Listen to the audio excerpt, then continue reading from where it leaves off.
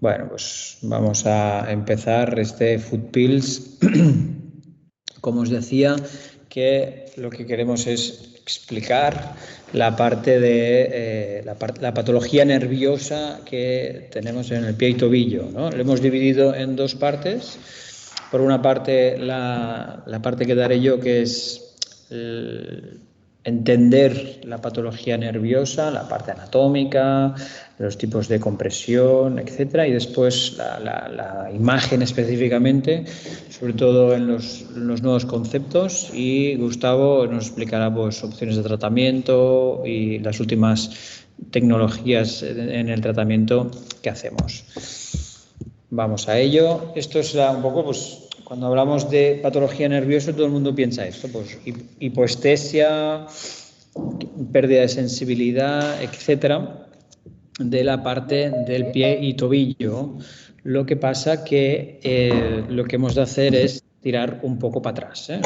Tenemos que hacer una visión anatómica un poco más completa y vamos a hacer un repaso anatómico de la parte nerviosa para tenerlo claro. Y aquí tenéis el nervio femoral, aquí lo veis, aquí el nervio femoral que viene del plexo lumbar y cómo nos da las ramas musculares y activas para lo que sería el cuádriceps, pero sobre todo nos interesa de este nervio femoral la zona, veis aquí la zona del nervio safeno, donde nos puede dar toda esta hipoestesia o alteración de la sensibilidad en este territorio. ¿Veis? Y aquí el otro de los nervios que nos pueden dar, un poco más arriba del pie y tobillo, que es el nervio cutáneo femoral. Si giramos la pierna, si giramos la persona, vemos el otro de los grandes nervios, no el femoral, sino el ciático. El ciático viene de aquí, en el plexo también, y nos va dando las ramas. ¿Y qué ramas nos importan? Pues aquí, nervio tibial posterior, el tronco peroneo común, que como veremos va hacia lateral, y aquí veis el sural, ¿veis? El sural en esta zona posterior y con las diferentes ramas.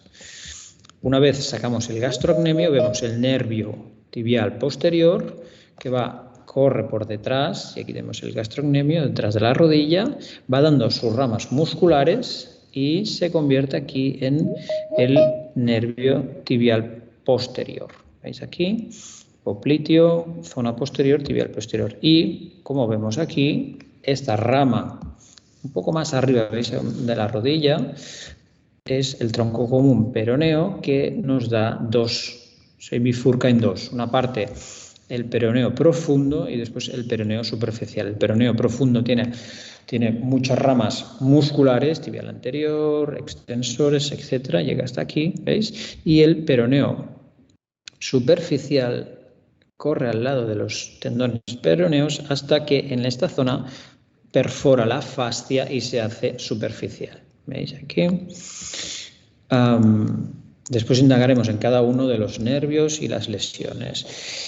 Cuando hablamos de lesiones nerviosas, ¿de qué estamos hablando? Pues básicamente de tres cosas, lo que llamamos lesiones nerviosas o pie neurológico. Por una banda, las compresiones nerviosas, que es lo que realmente profundizaremos hoy. Después, las lesiones traumáticas o iatrogénicas, ya sea por un corte, ya sea por una cirugía, etcétera.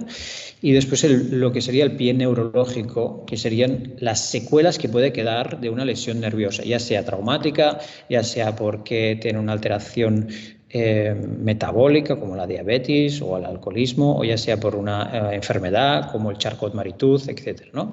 Aquí vemos los diferentes mecanismos de lesión, ¿no? Una laceración, es decir, un corte, o una compresión y un estiramiento del propio nervio. Para que tengáis una idea clara, la clasificación de las lesiones nerviosas, el primero que nos dio una clasificación, que es la que utilizamos más o menos ahora, es la Seddon, de 1942, sí, hace tiempo, ¿eh? Entonces, básicamente lo divide en tres, que es lo que utilizamos ahora, Neurapraxia, es decir, se estira. Axonotmesis, hay una parte del nervio hay una disrupción anatómica, pero no de todo el perineuro, y la neurodmesis cuando realmente el nervio está dividido. Posteriormente, Sunderland dividió estos tres, neurapraxia, xonotmesis y neurodmesis, en varios tipos, en 5 tipos, según si hay más o menos disrupción axonal, como veis aquí. Es difícil valorar clínicamente e incluso ecográficamente o por resonancia cuál de estos tipos es la lesión. Pero quedaros con un poco lo clásico. Neuropraxia, un estiramiento o una compresión. Axonotmesis, hay una tracción, no rompe todo el nervio, no lo lesiona. Y la neurodmesis sí que hay una sección. Entonces, ahora vamos a hablar de los diferentes compresiones o atrapamientos del nervio, los más frecuentes. Túnel tarsiano, que es el que se lleva la palma, el túnel tarsiano anterior, el peroneo superficial, problemas en el safeno y sural y el Morton, que también lo incluyo como compresiones, aunque podía estar en el tema de metatarsalgia, pero realmente es una compresión dinámica del nervio. El síndrome del túnel tarsiano recientemente ha tenido mucha boga y mucho populismo porque lo hemos pasado de no diagnosticar a quizás sobrediagnosticar o estar muy pendientes. Y aquí vemos pues, el nervio en una foto que nos muestra el nervio tibial posterior, que como os he explicado venía del popliteo. Y aquí la primera rama, la rama calcánea. Después se divide ya en rama plantar medial y plantar lateral, y la rama, veis aquí, esta rama de aquí, la rama del abductor del quinto o del nervio del Baxter, que viene de la rama lateral. ¿Veis? A partir de aquí hay diferentes variaciones anatómicas, pero más o menos esto sigue este patrón. Y aquí veis pues, una disección anatómica con el nervio, el plantar medial, plantar lateral, y la rama y la calcánea que sale más arriba. Otra disección, la plantar medial, lateral, y aquí vemos el nervio que llamamos de Baxter, que sale de esta rama. ¿Vale? El calcáneo viene más por arriba. Esta es otra imagen del túnel tarsiano que nos ha dejado el Jordi, una disección espectacular donde vemos primero los 3 músculos que conforman el túnel posteromedial, tibial posterior, el FDL con su canal, lo veis aquí. Aquí ya vemos el nervio, el paquete nervioso del tibial posterior con, como decíamos, la rama calcánea, rama medial, rama lateral, y esta, veis aquí, esta es el nervio de Baxter. Y aquí el FHL, el flexor hallucis longus, que tiene su propio túnel un poquito más interior. Y si sacamos el abductor, que es aquí, veis aquí, el abductor del primer dedo, veis aquí el tendón, y el abductor, como el abductor comprime, oprime este paquete nervioso, estas ramas nerviosas, y aquí tendríamos el cuadrado plantar. Entonces, después veréis el tipo de compresión, que muchas veces es una compresión dinámica. Este síndrome del túnel tarsiano lo podemos dividir en 2, ¿no?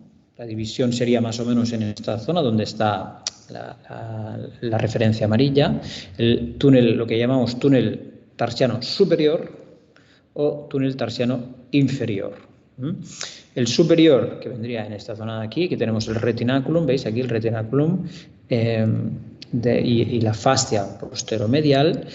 Normalmente el síndrome del túnel tarsiano superior se ve afectado o se produce por lesiones ocupantes. ya sea un ganglión de la propia articulación, del tendón, ya sea tumor del nervio, ya sea varices, porque aquí no hemos sacado la parte vascular, ya sea porque tengamos un tendón muy grueso, o incluso aquí vemos el FHL con una inserción muscular muy importante, con lo cual síndrome del túnel tarsiano superior, pensar en ocupación de este túnel. Síndrome del túnel tarsiano inferior, podríamos destacar de aquí para aquí, pensar siempre en compresión dinámica. Se produce lo que llamamos pues, el síndrome de Baxter, también se conoce como el jogger foot, es decir, entre el músculo cuadrado plantar que está aquí, que está insertado en el calcáneo, y más superficial el abductor del primer dedo, los nervios transcurren en este espacio, con lo cual, si hay una compresión entre los dos nervios, habitualmente una compresión dinámica, ya sea porque se camina mal, porque tiene una mala pisada, porque el retropié está inclinado, porque tiene mucho arco, porque tiene un músculo muy contraído, lo que sea, se produce una alteración dinámica sobre todo. ¿Qué quiere decir? Pues una clínica más asociada al dinamismo, pues al caminar, etcétera. ¿De acuerdo? ¿Entendéis? Aquí veis aquí, pues el nervio, veis aquí el nervio, y donde vemos aquí un ganglión al lado del túnel tarsiano superior. Vuelvo a decir, ocupación de espacio. Vamos a otro de los síndromes compresivos, que es el canal tarsiano anterior. Canal tarsiano anterior, como recordamos aquí, teníamos el nervio, que viene el nervio ciático. Aquí por detrás tenemos el popliteo, la rama del tronco común, y aquí el nervio tibial anterior, que llamamos peroneo anterior, y el superficial, peroneo profundo. Y aquí vamos liberando, ¿veis? Aquí hay diferentes ramas para los diferentes músculos. Así es importante saber que estas ramas se pueden también lesionar, muy frecuentes también, o pues puede pasar en fracturas de tibia, se pueden lesionar, es decir, si después de una fractura de tibia diafisaria o diafisaria alta la persona no puede extender el primer dedo, pensar que puede haber una lesión específica del extensor del primer dedo o del extensor común, ¿veis? Porque son diferentes ramas. Aquí vemos el peroneo superficial. Justo en esta zona, ¿veis aquí? Este peroneo profundo pasa entre el tibial anterior y el FHL por debajo del retináculo. Y es en esta zona que puede ser comprimida. ¿Veis?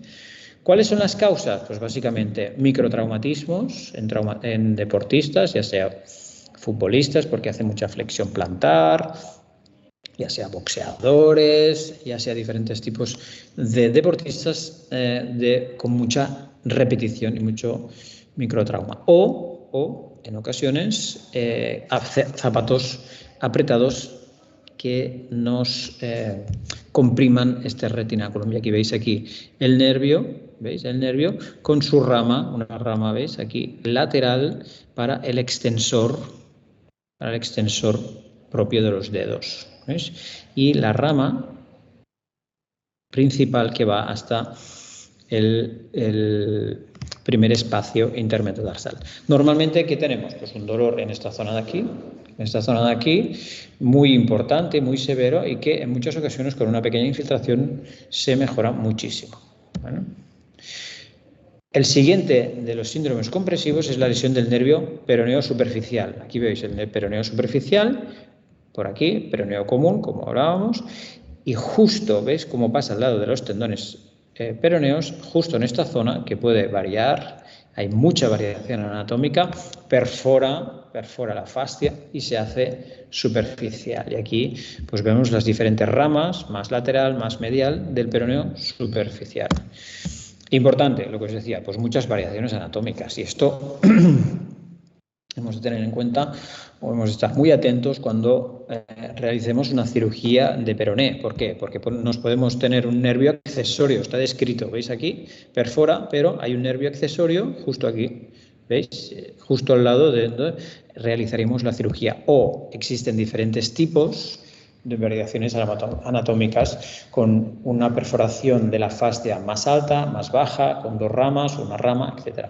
Con lo cual, quedaros con el concepto de mucha variación anatómica y, como veis aquí, mucha ramificación, ¿vale? Mucha ramificación.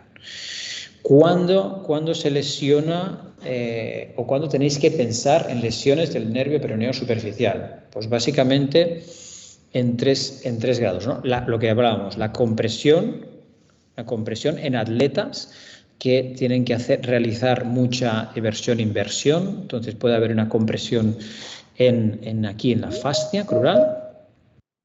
Neuropraxias, después de esguinces, si la fascia está muy tensa, se puede estirar, se puede elongar este nervio, o en caso de cirugías de una fractura de un peroné, que hacemos una reducción, pensar que se puede producir una neurotmesis, con lo cual estas son las posibilidades y pensar, es decir, un atleta que hace mucha eversión o mucho trabajo de tobillo y tiene un dolor en este trayecto, pensar que puede haber una lesión compresiva, ¿vale?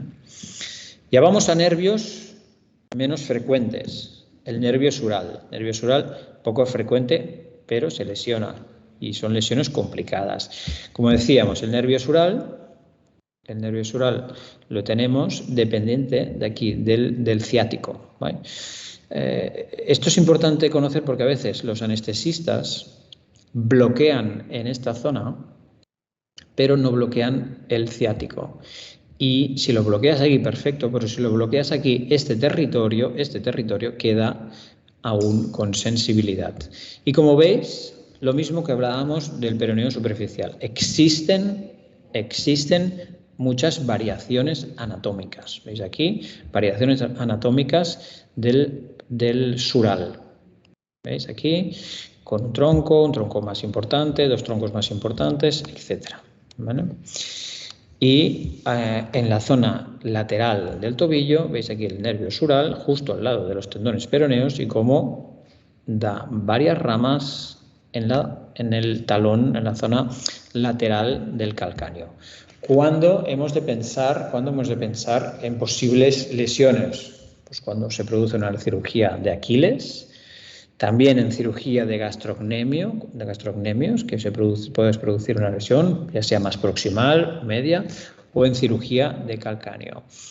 Habitualmente da normalmente una hipostesia, pero muchas veces nos da neuromas que son complicados de tratar, ¿vale? Otra de los nervios presentes y que tenemos que pensar como posibilidad de lesión es el nervio safeno. Aquí veis el nervio safeno, que como os acordáis viene del femoral, transcurre en la zona medial de la pierna, aquí da una rama infrapatelar y transcurre al lado de la zona anteromedial o medial. ¿Y al lado de qué? De la vena safena, la vena safena mayor, que se realizan, puede producir varices, y la cirugía de las varices se lesiona o se quita esta vena, que está al lado del nervio, con lo cual pensar que si hay problemas después de cirugías vasculares puede haber una lesión del nervio safeno. Otra de las causas sería, pues, por ejemplo, que nos hemos encontrado en cirugía de maleolo tibial, por una placa, por un tornillo, una ramita la puedes tocar, o cuando bloqueamos los tornillos en un clavo endomedular de tibia. Son posibles causas de lesiones, de laceraciones o axonotmesis del nervio safeno. Entonces, vamos a evaluar la clínica y la parte diagnóstica de estas lesiones, ¿no? La clínica muchas veces es un dolor difícil de catalogar. ¿Por qué? Porque muchas veces hay un dolor difuso, una sensación de quemazón, tiene en ciertos casos, pero lo más frecuente es que nos encontremos en casos muy crónicos o con cierta cronicidad y que por el dolor han cambiado la forma de caminar. ¿Y esto qué pasa? Que se asocia muchas veces a otras lesiones. Si tú no caminas de forma correcta, puedes tener una tendinitis del tibial posterior, una fascitis, es decir, podemos tener el dolor inicial y el dolor secundario, y a veces esto nos confunde mucho, ¿sí? Mucha ojo clínico, ¿eh? Primero, sospecha clínica. Segundo, la infiltración con anestesia nos puede ayudar mucho en el territorio. Y después la imagen, ecografía, resonancia, que ahora lo evaluaremos, ¿vale? Vamos a hablar, como un poco apartado, el neuroma de Morton, que es uno de los atrapamientos más frecuentes. No es claramente un neuroma, sino un engrosamiento o fibrosis del nervio intermetatarsal. Y está muy relacionado con el tipo de zapato. Y aquí es importante entender esto, el ligamento intermetatarsiano, o como en inglés lo podemos encontrar, el Deep Transverse Metatarsal Ligament. Aquí veis el ligamento, ¿no? Aquí veis el espacio intermetatarsial, en este caso entre el 3 y 4, que es el más frecuente. Aquí es la zona dorsal plantar, y esto es lo que nos ocupa. El ligamento está aquí, el nervio está aquí, los lumbricales en esta zona y la zona de grasa plantar justo al lado de la fascia plantar. Lo vemos aquí, ¿eh? ¿Veis aquí este espacio? Este es el espacio que nos ocupa. Plantarmente tenemos la fascia, veis aquí la fascia, que hecha aquí, si salen de aquí, dos ligamentos que conecta la fascia plantar, conecta con la parte dorsal, el ligamento intermetatarsal y el espacio donde está el nervio. Y aquí vemos que si seccionamos este ligamento, el espacio intermetatarsal se hace mucho más amplio, ¿vale? ¿Qué quiere decir esto? Que ¿por qué se produce o cuál es la causa, cuáles son las posibles causas de esta inflamación del neuroma o del nervio intermetatarsal, lo que llamamos neuroma? Pues básicamente pensar que este espacio puede o comprimirse por varias causas. La causa más frecuente, el tipo de zapato. Si estrechamos el pie, si estrechamos este pie, este espacio se comprime. La laxitud o no laxitud de los tejidos, el volumen específico según variaciones anatómicas de este espacio. Entonces, ¿cuándo tenemos que pensar en atrapamientos de esta zona? Pues básicamente esto, estrechamiento, pensar en este canal, en este canal. El zapato lo comprime, los tejidos si son muy laxos, el volumen del espacio, ya sea, por ejemplo, si tenemos una contractura de la fascia, puede alterar. El tipo de pisada, si es más tipo un un problema de Rocker 2 o un equinismo. Entonces puede afectar este volumen y este espacio intermetatarsal. Ahora vamos a la parte de diagnóstico de las lesiones, de estas neuropatías periféricas. Entonces tenemos básicamente cuatro armas que nos pueden ayudar al diagnóstico. La más conocida es el estudio electrodiagnóstico, ¿no? O estudios de conducción del nervio, es lo que llamamos, ¿no? Básicamente tenemos dos. Entonces, como os decía, utilizamos, aparte del electromiograma, digásemos, la ecografía para mejorar mucho este diagnóstico. ¿Por qué? Porque estamos hablando de músculos, estamos hablando de nervios muy pequeñitos. Si vamos a mirar la rama específica lateral pues es muy pequeñito si lo comparáis con nervios más gruesos como el ciático, ¿entendéis? Vamos a ver, entonces es importante entender que que lo mismo, depende del operador. Otra de las cosas, herramientas diagnósticas que nos pueden ayudar es la ecografía para el atrapamiento de los nervios. ¿Qué valoramos sobre todo? Pues el diámetro del nervio. Si es más grueso porque está atrapado, lo tendremos que comparar contralateralmente o al menos tener una referencia, un estándar. Y también la textura del nervio y del músculo, ¿vale? Del músculo. Existen diferentes, por ejemplo, este es un estudio muy interesante que nos dicen cómo valorar bien estas afectaciones ecográficas. Pero lo mismo, depende mucho del operador, si sabes, si no sabes, si tienes un buen equipo, etcétera, ¿vale? Por último, tenemos lo último, que es la neuroresonancia. Son equipos de alta gama, 3 Teslas, con secuencias muy específicas para el nervio y, sobre todo, necesitas un buen radiólogo que observe, diagnostique los cambios. Esto a veces es que es como un unicornio, ¿eh? Pero bueno, son las tendencias actuales. Aquí veis, por ejemplo, secuencias. Veis aquí secuencias del nervio que decíamos, el nervio tibial posterior, con las 2 ramas. Veis aquí las 2 ramas, la medial y la lateral. Y este patrón, este tipo de patrón, veis, del nervio que está justo al lado del flexor. Veis aquí el flexor, el lucis longus, el nervio, la arteria, el flexor digitorum y el tibial posterior. Y cómo se dividen las dos. Este patrón que tiene el nervio puede ser o no sugestivo de una compresión. Aquí tenemos otra neuroresonancia de las 2 ramas que veis como un aspecto de edema alrededor y un patrón diferente, no tan homogéneo. ¿Veis? En resumen de las compresiones, es importante entender la base anatómica, por eso hemos hecho un poco un repaso anatómico. La sospecha clínica es muy importante, tener un poco claro qué ha pasado, ha habido una cirugía, no ha habido una cirugía, ha habido un traumatismo, etcétera.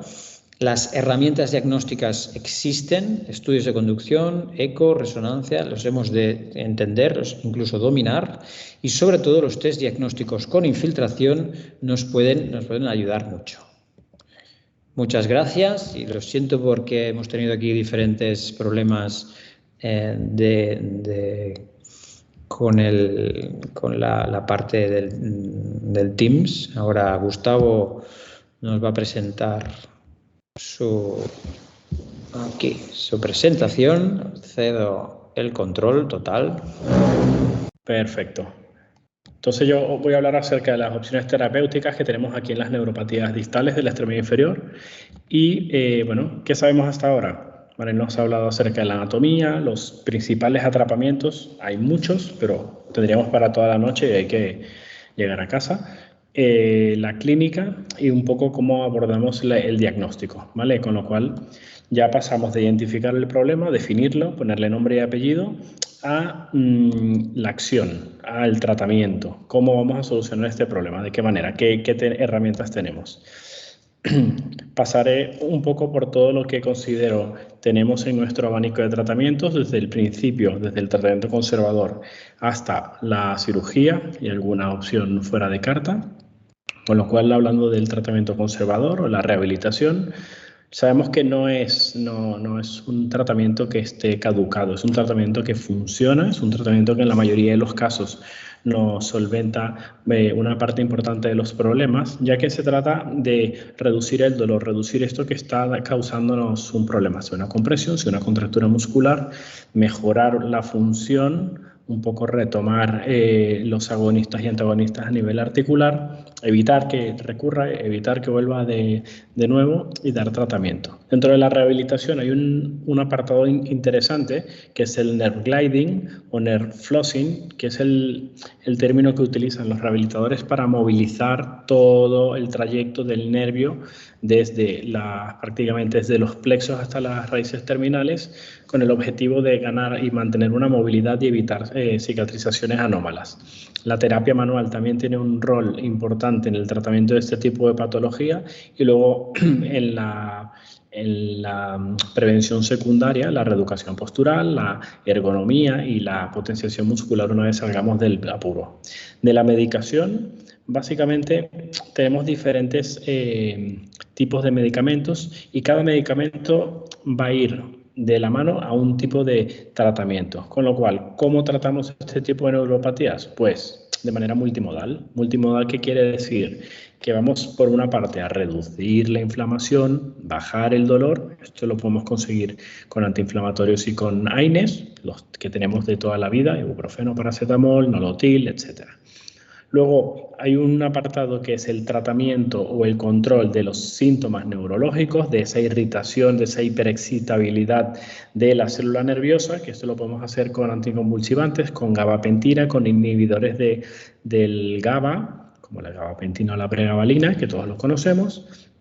Luego, para tratar un poco la causa de base, la compresión externa, tenemos los relajantes musculares, que también tienen un efecto central y neurológico, y luego tenemos los tratamientos de la medicación coadyuvante, serían ansiolíticos, somníferos, y estos ya buscan es atacar este circuito de retroalimentación de la sensibilización central del dolor, que nos permite que disminuya este bucle de retroalimentación que puede ser infinito.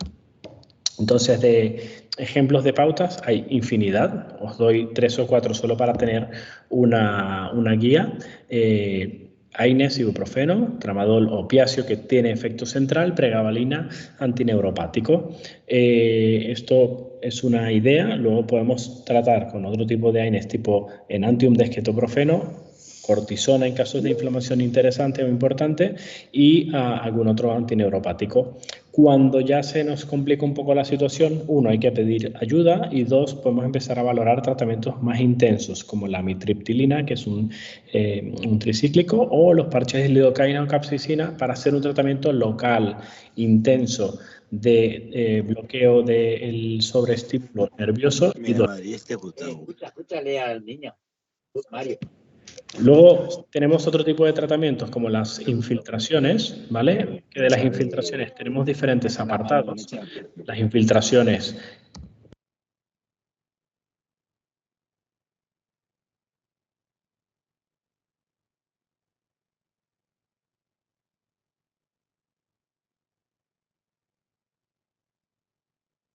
Perdón, está el micrófono en silencio.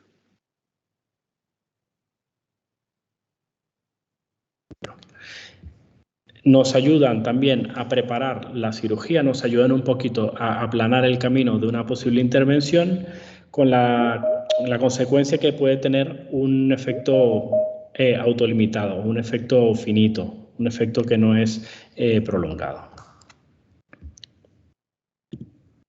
Dentro de las alternativas de infiltración tenemos los corticosteroides, la toxina botulínica, el plasma rico en plaquetas y la radiofrecuencia. Cada tipo de infiltración depende también del tipo de lesión, del tipo de síntomas y la valoración médica y nuestra experiencia, por qué no decirlo. Los corticosteroides, que a veces tienen una etiqueta un poco mala, tienen un efecto rápido, tienen un efecto limitado, un efecto que dura entre unas 3 a 12 semanas, ¿vale? Nos sirve, y es una buena alternativa como confirmación diagnóstica, nos sirve un poquito para parar un poquito esta cascada de inflamación, de dolor, ¿vale? Y nos puede generar, o nos genera, un alivio que nos permite un poco a modo de préstamo de la rehabilitación, de préstamo de este reposo doloroso, y también parar un poco esta cascada de dolor. Dentro de los otros tipos de infiltración que podemos tratar, tenemos el Botox, la toxina botulínica también. Esta se puso muy de moda por la medicina cosmética todavía, pero el efecto es un efecto bastante matemático. Reducción de la contractura muscular. Si tenemos un espasmo que ahorca un nervio, nos lo consigue relajar. Tiene un efecto analgésico, disminuyendo la placa motora y el efecto de la acetilcolina, y también tiene una relación como neuromodulador central, con lo cual trata el dolor de manera multimodal, ¿vale? Es un tratamiento de venta de farmacia, pero tiene un efecto interesante. El plasma rico en plaquetas, o PRP, que parece que es el futuro de toda la medicina por todos los lados que se mira. El nervio no está exento de su uso, de su tratamiento, con lo cual tiene una cierta evidencia y hay estudios bastante prometedores de tratamiento, ¿vale? Parece que ayuda a la estimulación vascular, la regeneración axonal a nivel de mediación de factores inflamatorios y de la respuesta de reinervación. Sí que es cierto que aún está en un estadio un poco primitivo, con lo cual hay más preguntas que respuestas al día de hoy con respecto a la plasma rica en plaquetas. De la radiofrecuencia o la rizolisis, esto es un efecto un poco diferente. Lo que se busca aquí es un efecto de reseteo, es un efecto de neuromodulación, es un efecto de una alteración intencionada y mesurada a nivel del nervio para que éste pueda tener una capacidad regeneradora, ¿vale? O de reinervación. Tiene un efecto a nivel de dolor que puede ser más prolongado. Sí que es cierto que es una técnica más complicada, es una técnica dependiente, hace falta un ecógrafo, hace falta saber dónde ponemos la aguja de una manera bastante más precisa, ¿vale? Con lo cual, entrando ya en infiltraciones un poco más fuera de carta, tenemos la hidrodisección, que la hidrodisección lleva un tiempo en boga, lleva un tiempo que va subiendo en diferentes ámbitos y bueno, os explicaremos un poquitín nuestra experiencia. Hidrodisección, el nombre lo dice, hidrodisección, agua que separa nervios. No se trata de tirar un balde de agua y que separa los nervios, ya nos gustaría, sino una técnica en la cual lo que queremos es de manera guiada apartar, separar, liberar esta compresión perineural, esta compresión que se genera a nivel del nervio, ya sea de musculatura, ya sea de neovascularización, ya sea de una sinovial hipertrófica, lo cual esto es doloroso y irrita el nervio. Junto con corticoides o junto con soluciones que hacen arrastre osmótico pueden ayudar a la inflamación, pero también ayudan un poco a disminuir la irritación del medio, ayuda a la movilidad de las raíces nerviosas y de los nervios que estamos tratando, y es una técnica que busca la ventaja de la cirugía abierta, pero siendo mínimamente invasiva, y si la hacemos de manera ecoguiada nos permite liberar nervios. Sí que es cierto que es una técnica demandante, tiene una curva de aprendizaje y unos mínimos de permitir el tipo de tratamiento. De lo que se trata bien es de hacer una visualización correcta de nuestro nervio en eje corto, mirándolo de manera transversa. Una vez tenemos el nervio ubicado correctamente y identificada la arteria y vena, entramos nuestra aguja, hinchamos e inflamos alrededor de este nervio, confirmando que no hagamos una inyección no intencionada del nervio. Conseguimos esta imagen de donut que cambiamos a la posición longitudinal, y una vez manteniendo esta posición, pues es el momento en el cual vamos a hacer diferentes infiltraciones con una cierta presión y con bastante volumen para liberar las estructuras, ¿vale? Aquí enseño un par de videos, a ver si corren bien, en el cual se ve la primera fase de la hidrodisección, donde tenemos el nervio y lo estamos liberando alrededor de las estructuras neurovasculares, y la segunda fase en la cual vemos dónde se encuentra el nervio, vemos que tenemos el plano definido y hacemos estas infiltraciones con mucho volumen, de manera vigorosa, permitiendo la liberación, la separación de estos tejidos. Aquí se ve bastante bien. ¿Y qué podemos hablar de la cirugía? Pues lo primero, antes de entrar en la cirugía, hay que volver a este análisis. Hemos identificado el problema, sabemos el problema que tenemos, lo hemos explorado correctamente. ¿Queremos actuar de manera un poco más agresiva? Pues volvemos atrás, repasamos nuestro algoritmo de diagnóstico y luego vamos a la cirugía. La cirugía clásicamente era una cirugía que se pensaba poco y que se hacía bastante a la ligera, pero realmente como son cirugías que tienen un resultado no especialmente favorable, lo intentamos dejar casi para la última opción. Y de lo que se trata es de liberar estructuras afectas, de liberar el tejido inflamatorio y de liberar posibles lesiones ocupantes de espacio en caso de que lo haya. ¿Con qué objetivo? De disminuir la compresión nerviosa, si hay una estructura que esté dañada o alterada, liberarla o repararla y permitiendo alivio del dolor. El problema que sucede es el que todos los que hemos operado nervio nos ha pasado, que es que cirugías perfecta y correctamente ejecutadas acaban con cuadros dolorosos iguales o inclusive a veces superiores. ¿Vale? Hay que hacer una disección anatómica desde la zona donde empiezan los síntomas, hay que liberar todas las estructuras en su recorrido, hay que valorar si hay una zona de estrechez, hay que cerrar de manera bastante holgada y empezar una pauta de rehabilitación lo antes posible. Un par de imágenes, ¿vale? Este sería un tibial posterior con una compresión marcada postraumática, con lo cual se ve una zona de nervio dañado, el cual liberamos de manera proximal y distal.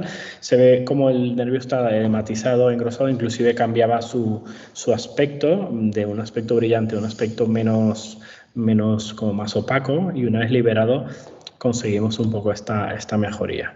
Esto, en caso de afectación de ramos distales, tenemos que bajar hasta la planta, tenemos que buscar estos diferentes puntos de compresión y empezar a liberar las ramas, sobre todo si sabemos de manera selectiva cuál es la afecta. No hace falta despatarrar todo el pie, literalmente, pero sí abordar hasta donde encontremos las estrecheces anatómicas.